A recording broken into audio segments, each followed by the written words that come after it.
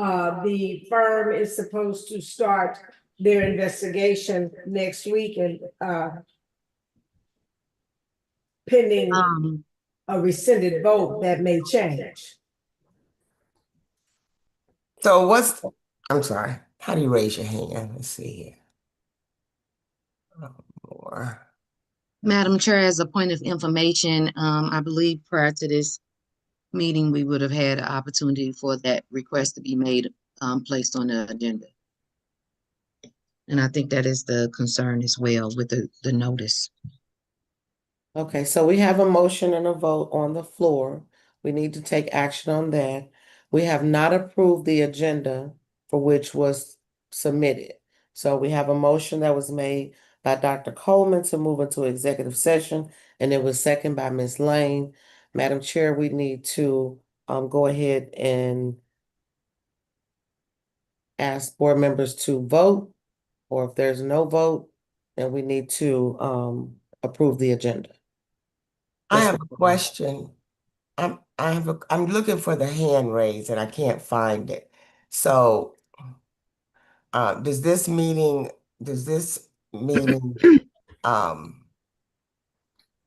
invalidate the question of amending a meeting? I mean, agenda. Does this agenda invalidate being able to be amended, regardless of 24 hours or not? So if that's not, I mean, if that rule doesn't apply to all meetings, why is it applying to this one? It applies to every meeting, and what Dr. Avant Elliott was speaking of was we did not post a notice that we would go into a closed session meeting. And if there is a need to go into a closed session, as long as we state the reason, an emergency need, then we can go into executive session. But what constitutes an emergency may not be to reverse action. That's not my lane of expertise. However, we do need to move forward with this meeting. Okay, so Shay, roll call vote, please.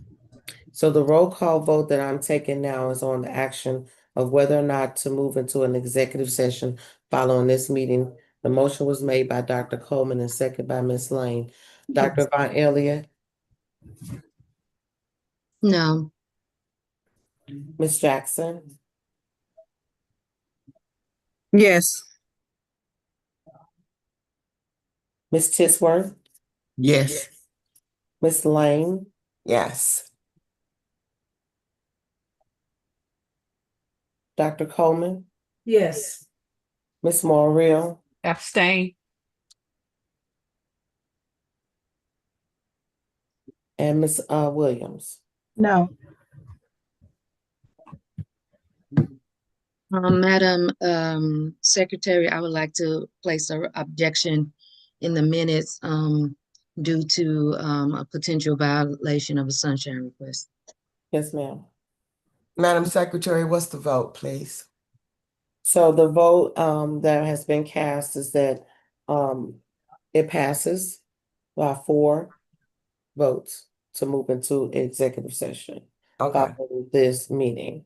And Dr. Von Elliott has asked that an objection be added and stated in the meeting minutes as a potential violation of the Sunshine Law request for the action that was recently taken by. Okay. Okay, so Madam Chair, we're at the point now where we need a motion to approve the agenda. The motion was made originally by Ms. Morrill, Ms. Lane, and we did not take a vote. Okay, who seconded? I'm sorry, I lost track. The motion was previously made by Ms. Morrill, and it was seconded by Ms. Lane. Okay, all right. Roll call vote, please. To approve the agenda. Ms. Jackson, Yes. Dr. Von Elliott, Yes. Ms. Tisworth, Yes. Dr. Coleman, Yes. Ms. Lane, Yes. Ms. Morrill, Yes. Ms. Williams. Yes. Okay. Thank you very much. Next, we will move into our items for discussion. Okay, I will. Madam Chair, one last point of order.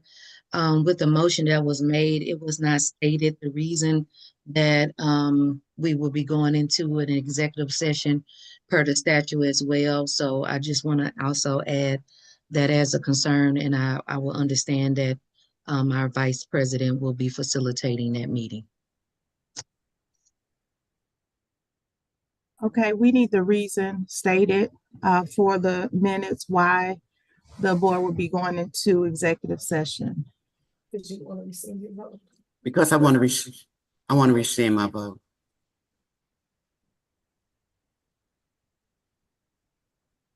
It's a statute. What statute are you referring to? Is what she's meaning.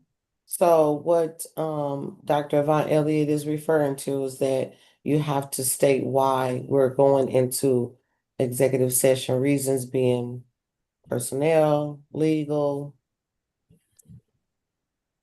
Legal. Let me get my list. Would that be legal? Would it be legal or because it's a contract, not personnel, so would it be? So it was presented to the board in closed session under legal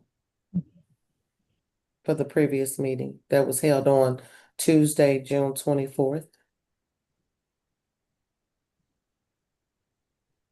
Would it be legal? Okay, legal. Yeah, it would be legal. Okay, legal. And I would also ask that with it being a closed session item and with it being legal, that the board members do not state what this issue is about.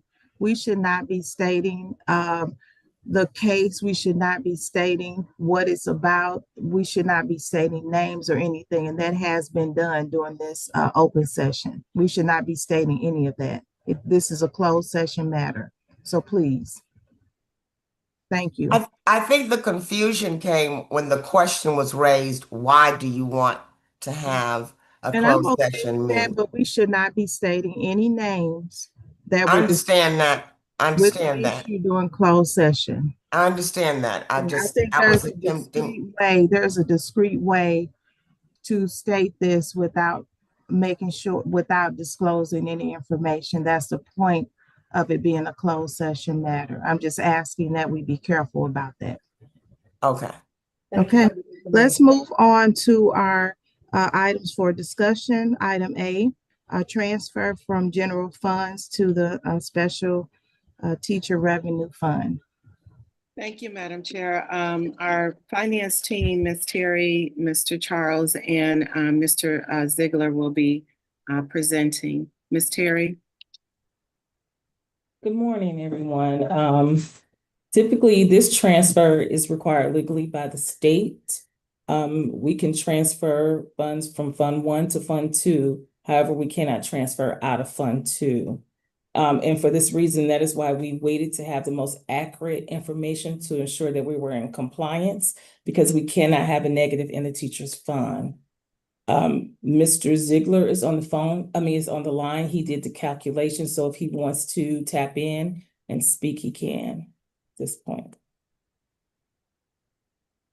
Yes, so currently we're at a negative $9.8 million in the teachers fund, and this is just because we've been carrying a deficit all year and we haven't done any transfers. So it's just easier to do one at the end and make sure that that fund balance is positive. So I believe, Ms. Terry, you can back me up on this, but we're asking for a $10.5 million transfer just to ensure that anything that kind of comes in at the end of the year here will be covered, and that will have our beginning fund balance starting the year with $900,000. It should be, after this transfer of 10.5 million, roughly, the numbers are still coming in, but roughly around 500,000. Mrs. Ziegler, do you want to give more background information relative to why we carry a negative balance in the teacher fund?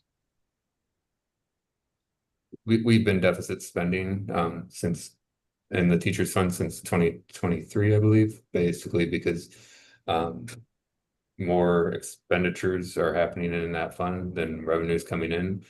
So we also required at this time last year a transfer. It was just smaller. And it was smaller because our beginning balance was larger. Okay, I just wanted the board to have more information as to why we didn't transfer funds earlier on in the year. And I think that was stated at the beginning, because once you add into a teacher fund, into Fund 2, you can't take it out. So we are very careful to make sure that what we're adding is what we will spend. And that's why a fund transfer wasn't brought forth earlier. As Mr. Ziegler mentioned, we were trying to get the exact numbers, as close to the exact numbers as we could possibly get before we made the transfer. Ms. Terry? That is correct. And if I could join in, just in a nutshell, this is a very common practice, Missouri school districts, because you cannot transfer money out of the teacher's fund. School districts are very careful not to put too much money in the teacher's fund and then have their hands tied how they could use those funds. So we intentionally every year underfund the teacher's fund, and then we transfer money into it at the conclusion of the year to make things whole. Riverview's done that for many years, very standard practice of most Missouri school districts.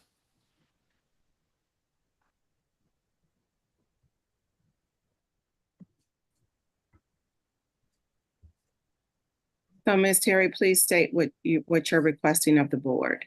I am requesting for the board to approve transfer of funds not to exceed 10.5 million from the general fund to the special teachers revenue fund.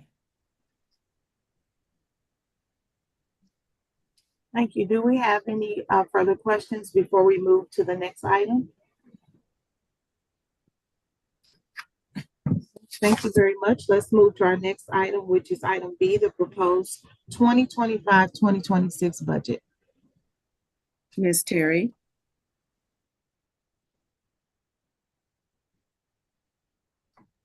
Ms. Terry, you're muted.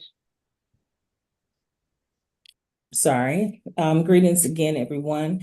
We come to you again to discuss any lingering questions about the proposed 26 budget. We provided a variance report as well as an addendum to the questions that were asked at the last board meeting. So do we have any questions in regard to those two documents?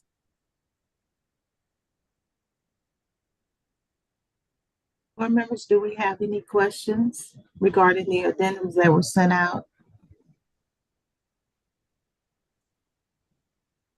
And I can't see because the screen is being shared. I'm okay with that. So board members, if you have any questions, just go ahead and unmute. Okay, Dr. Yvonne Elliott.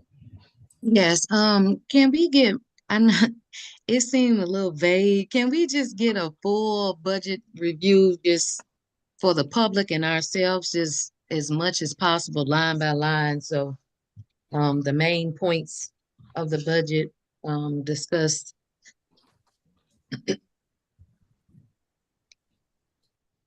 So you want us to go line by line for the entire budget? Is that your request? So on the 15-page document where the changes are being made, whether it's this one or the other document, just some more verbiage on what is happening so that people understand, we understand what we're voting on, because I do know that even with the policy that we have, it speaks to deficit spending.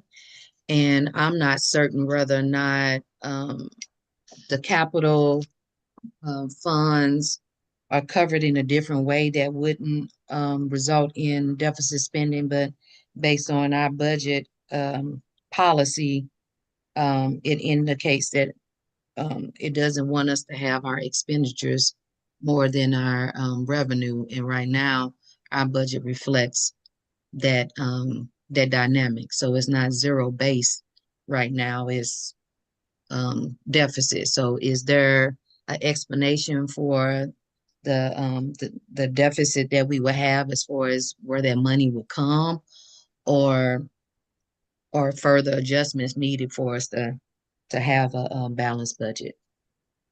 Yeah, Ms. Terry, I can chime in since I did a lot of the initial work on the budget. As you know, we identified early in this current fiscal year a $23 million imbalance in the annual budget. We made significant improvements to that during the year to the point that it appears that our current year budget that will end next Monday will have improved that $23 million problem to about a $17 million problem. Still a big problem, but an improvement. The budget that is presented for next year further improves our status. The annual budget for next year will still have about a $7.6 million imbalance. Again, improvement, but we still have work to do. District policy requires that we maintain an end of year operating fund balance of 15%. That means in funds 1 and 2, we need to have a balance that is equivalent to 15% of our annual expenditures in those two funds. This budget ensures that we do that. Looking beyond FY26 to FY27, Riverview Garden School District will need to further reduce expenditures and or enhance revenues to the tune of about $7.6 million, so that in FY27 and beyond, we continue to be in compliance with district policy and we continue to maintain a 15% end of year fund balance in the operating fund. We spoke several times during the year about a soft landing. We had some significant balances to work with in the operating fund, and it would have been very detrimental to the educational program if we tried to make all of those cuts in one year. Consequently, we're making a huge improvement this year, huge improvement for next year, and need to make the final adjustments year after next. The variance report that we provided was just a quick response to Dr. Van Elliott's comments during the board meeting. I'm sure that in future budgets, she'd probably like to see a little more detail in these variance reports, but given the short time frame, the short turnaround, we thought we would provide some quick responses. And if you look at local revenue, the variance there is primarily due to conservative estimates on Prop C and decrease in earnings on investments simply because we have lower fund balances. County, there was just a timing issue on a deposit this current year, which makes current year look to be larger than next year. But it was more of a timing issue than anything. State funding is not going to change a lot. Federal funding, we're still waiting some information on title funding, and we always receive carryover funds mid-year, but we don't know those amounts until probably, I'd say, October, November of next year, and those will be added to the budget through a budget revision this fall. If we could scroll down on the screen to the expenditures of this variance report, salaries, we eliminated multiple positions. We did give a 1.5% salary increase across the board, so the net impact is 11% decrease in what we're spending on salaries. Benefits will decrease overall simply because we are eliminating several positions, but we are experiencing a large increase in the premiums for employee medical insurance, and we're experiencing an increase in the insurance we pay for district facilities and for liability insurance. Purchase services costs are going down. We've reduced several contracts, most notably the Solution Tree contract. We have worked with building principals and department heads to reduce supply costs, and any changes in capital outlay are really just related to our best estimate of Proposition S expenditures. I think we'll see that our end of year actual for current year comes in a little lower than we had been projecting, simply due to the timing of the projects and the billing and so on. But any variance you see in the capital outlay is fully related to Proposition S. So that's a real quick overview of how we got to where we are, a real quick overview of the brief variance report we were able to put together. And again, I'll turn that back over to Ms. Terry for any additional comments. I think Mr. Charles did a good overall summary, given the time allotted to update the document. Okay, Ms. Lane. Oh, I'm sorry, Dr. Von Elliott. Did you have any other questions before we move to Ms. Lane? So what are you all seeing? So do you have 18 point something million as the deficit? Because that's not 18.6. So that is, so without ESSER, any type of Prop S money, the deficit for FY 26 is projected to be $7.6 million. Okay, so where, Fund 1 and 2 is what we're taking into consideration. okay, Fund 1 and 2. Okay, Yeah. so 7 point, you said 7 point what? 7.6 million is the projected deficit for Fund 1 and 2. Okay, so I think just going back to what I was saying about the policy part. If it says in no event shall the total proposed expenditures from any fund exceed the estimated revenues, how do we come in compliance with that? Yes, And can you tell me what policy you're referring to? this is fiscal management policy DB. Under budget expenditures, in no event shall the total proposed expenditures from any fund exceed the estimated revenues to be received, plus any unencumbered balance or less any deficit estimated for the beginning of the fiscal year. Upon the recommendation of the superintendent, the board will approve a system, and then it goes into something else. Okay, yeah, and I had to pull it up, but obviously the board can waive any policy. So if the board is to approve this budget, knowing that we're still spending more in some of these funds than we're taking in, essentially the board's approved that and has essentially waived that policy for this budget. In reality, that policy is impossible for any school district to implement, simply because if you accumulate balances in any fund, if you were to strictly adhere to that policy, you would never be able to spend those funds.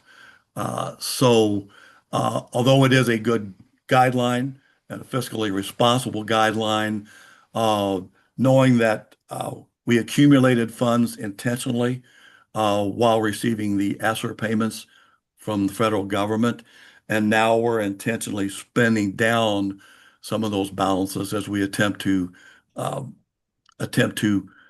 implement that soft landing we discussed. So I think it's a wise point that Dr. Von Elliott brought up, that there is a policy and the board needs to understand that approving the budget as presented essentially is also waiving that policy for this budget only. That's a good point. Thank you. And one last question. So also- are we going into the reserves when we are covering the expenses? That's the point I was just about to make. The fund balance is going to cover the $7.6 million deficit. And that would bring it down to what? So once A projected 17%. So that feeds into the trend of the fund balance. When I report out, like we're currently projected to end 24.4% this year. And if we tap into it, minus the 7.6 million, is going to be approximately about 17%. 17%, okay. And I And think you know, that's all dependent upon our finalized numbers. okay. Mm. Thank you. Okay, thank you. We'll have Wanda Lay next and then Dr. Coleman. Thank you. So, Mr. Charles, I listened closely to what you said. I don't, unless my memory is not correct, I think that this is the message that you've been sharing with us this entire school year. Am I correct? Yes, this is the issue we identified initially back in October, and we've continued to refine those numbers. Um, and actually, I can say they haven't changed much over, I mean, our long-range projections have not changed much over the last 2 months.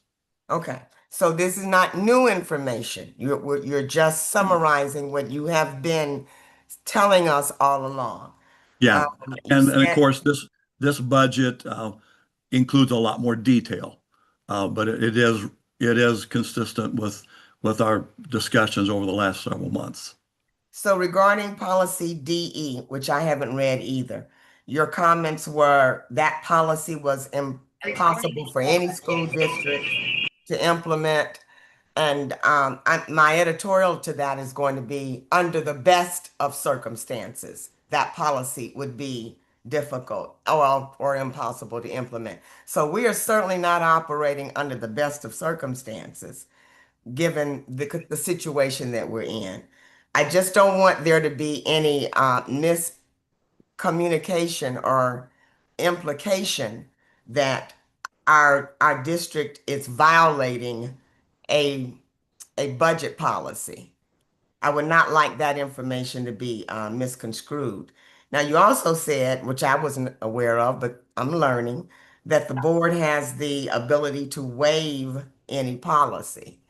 Does that mean circumstantially because of the situation that we're in, or or exactly what does that mean, kinda?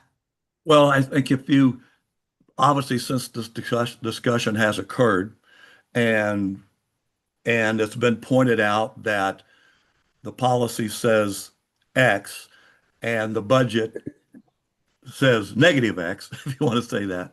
Uh, since we know that, and if the board knowingly then approves the budget, it would be reasonable to um, assume that, okay, we waived that policy for this purpose.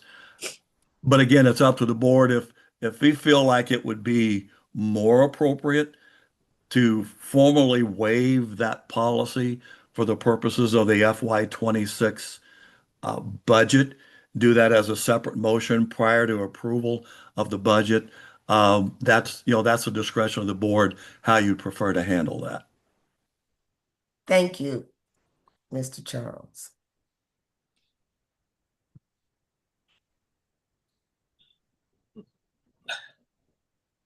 Mr. Charles, again, if you don't mind, would you repeat your best recommendation in these circumstances where we are intentionally voting to continue in a deficit? What is your best recommendation? Given the discussion you're having right now, my recommendation would be that the board consider a motion to waive this specific policy for the FY26 budget. And then after appropriate discussion and vote, once you approve that, assuming you approve that, then move forward with a motion on approving the FY26 budget. Again, that's my recommendation, but it's fully the discretion of the board how you'd like to handle that. Thank you.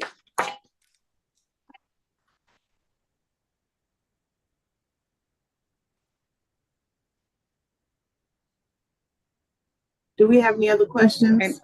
Okay. Yes, Dr. Madam Chair. Yes. I have a question for clarification. Given the statement about the funds coming from reserves, is there no possible way of reflecting that on the budget without it showing a deficit? If that is the case, why wouldn't it be reflected on the budget in order to reflect it as not a deficit? What is the accounting concern that prevents it from being zero based on it coming out of the reserves. And again, reserves and balances are the same thing. That's reserves are our balances. And the budget clearly shows what the balances were in every fund at the beginning of this year. The budget clearly shows what we anticipate the balances will be in each fund at the end of this year. And the budget clearly shows what we're projecting the balances will be on every fund at the conclusion of next year, based upon this budget. So balances and reserves are the same thing. And the budget clearly shows the impact on balances on all four funds and in total. I think I was just confused of why, if the money is going to come from reserves, why would it show a deficit versus the reserve money being incorporated in? It can't be revenue, but like the beginning balance, or like, why isn't it not structured that way? I think that's It is structured that way. If you look at the summary of fund balances for every fund, we show the beginning balance, we show the revenue, annual revenue, we show the annual expenditures, and we show the ending balance for each and every fund for each and every year. It is incorporated in great detail there. So the 7 million that she was referencing would be based on what then? That is the difference between expenditures and revenues in funds 1 and 2 combined, operating fund. And we've had that discussion throughout the year that, debt service funds is important to watch, kind of runs itself. Capital fund is pretty much Proposition S, but funds 1 and 2 are how we pay our bills and how we pay our staff. And that's what we realize that we need to keep a closer eye upon. And that's where our $23 million problem existed. And that was a $23 million per year problem. And next year, we still have a problem, but the annual problem has been improved to only 7.6 million. And that is reflected in the balances and everything in the budget. And it is, a reminder that there's more work to do moving to FY27 and beyond. Okay.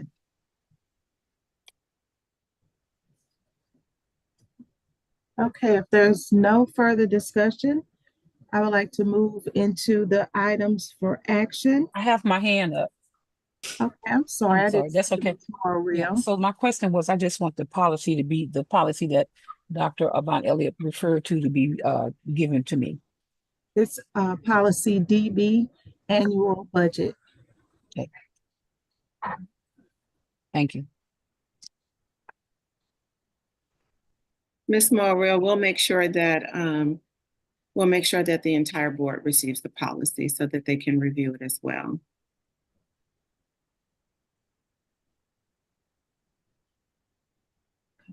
All right. If there's no, excuse me, if there's no further discussion, I would like to move to the items for action. Item A, I do have a question for the board. Would someone like to make a motion to waive the policy DB for the annual budget?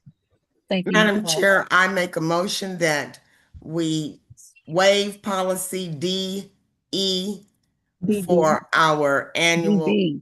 It's I'm DB. sorry, David Edward. No, DB. DB is in. Oh, I thought it was David Edward. Okay, David Bob. DB for our annual budget. Madam Chair, I'd like to second. A motion has been made, has been moved by Wanda Lane to waive policy DB, annual budget, and seconded by Ms. Moore Rio to waive the policy. Shay, may I have a roll call vote, please? Dr. Avant Elliott, No. Ms. Jackson, Yes. Ms. Tisworth, Yes. Ms. Lane, Yes. Ms. Morrill, Yes. Dr. Coleman, Yes. Ms. Williams, Yes. motion passes. Next, we will move to have a motion. I request a motion to approve the proposed 2025-2026 budget as presented.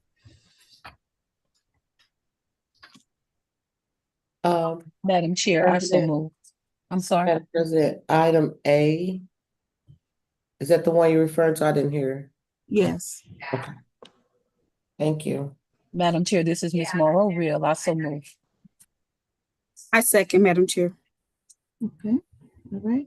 It has been moved by Ms. Moore Real to approve the proposed 2025 budget as presented, and seconded by Ms. Jackson. Roll call vote, please, Shay. Dr. Coleman, Yes. Ms. Tisworth, Yes. Ms. Morrill, Yes. Ms. Jackson, Yes. Dr. Von Elliott, No. Ms. Lane, Yes. Ms. Williams, Yes. motion passes. Thank you. Next, we will move to item B. I request a motion to approve the transfer from the general funds to the special teacher fund, a revenue fund as presented. Madam Chair, I so move. And I'll second. A motion, it has been moved by Ms. Jackson to approve a transfer from the general fund to the special teacher revenue fund as presented, and seconded by Ms. Moore Real. Shay, roll call vote, please. Yes, Ms. Lane, Yes. Ms. Morrill, Yes. Ms. Jackson, Yes. Ms. Tisworth, Yes. Dr. Coleman, Yes. Dr. Von Elliott, Yes. Ms. Williams, Yes.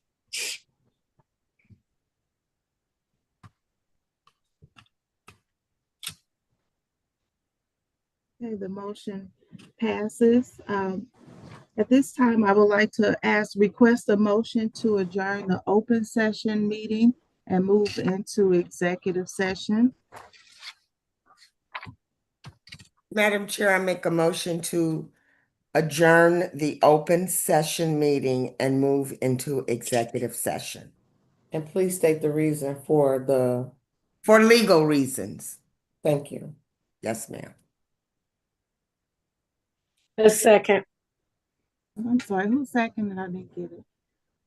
Dr. Coleman, second the motion. Okay, all right. It has been moved by Ms. Wanda Lane to move into executive session for legal reasons, and seconded by Dr. Coleman. Roll call vote, please, Shay. Madam Chair, before the roll call vote, I just wanted to state, I guess in place of the question, that I do apologize that I cannot attend the closed session meeting due to me working with auditors, which I am about 10 minutes late. But I just wanted to state for the records, I wasn't trying to be selfish or anything, but auditors at the bank audited my department, so. Thank you, Ms. Moore. Dr. Von Elliott, No. Ms. Jackson, Yes. Ms. Lane, Yes. Ms. Tisworth, Yes. Dr. Coleman, Yes. Ms. Morrill, Yes. Mhm. Ms. Williams? No. Motion passes.